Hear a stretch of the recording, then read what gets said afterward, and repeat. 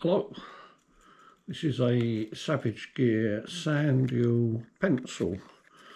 There's the label there, and this is the 19 gram version. They do them up to 30 grams and they also do lighter ones, and this is in a sandeel ghost colour. As you can see, it looks very much like a sandeel. Yeah, it's got quite a nice look to it, really. It's got an extra loop there to attach an extra hook. I've never done that, to be honest, but you know, you can if you feel the need. And it comes with a treble, and there's a big single in there. If I'm fishing for sea trout, I tend to use the treble. If I'm fishing for bass, I tend to use the big single, just because sea trout can be a little bit nippy at times, you know, and they tend to follow a bait a lot and maybe have a little go at it half-heartedly. So the treble seems to work best for them.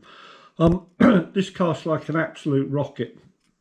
It's a great lure to cast. It fishes very shallow in the water, and it's got not much of an action. It's quite a slow action, and there are videos on YouTube by Savage Gear, so you can see how it looks in the water.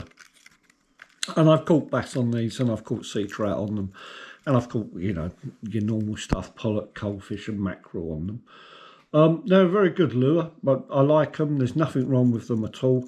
But I always find with these things, there's a bit of an overload of sort of sandeel-like lures. So I don't use it that much anymore, because I far prefer the inline sandeels to this. But that's a sort of personal choice. I know a lot of people really like these and really rate them. And I do rate them. They're a good lure. But if I had a choice, I would use the inline sandeels. Just because, for me, I catch more fish on them, and you know what it's like once you catch quite a few fish, you think, well, why change it? It's not broke. So there we have it.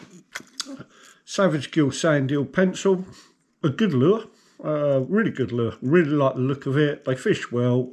You catch fish on them. Wouldn't be my first choice, but you know, that might just be me. But they're certainly worth a go. They're not that expensive. They're about the €8 mark, something like that, which isn't too bad, I suppose. And they seem to last all right, as long as you don't clang them against rocks and that. They're not too bad. And I think they fish best over a sandy bottom anyway, where you're going to naturally find quite a few sandeels. There we go.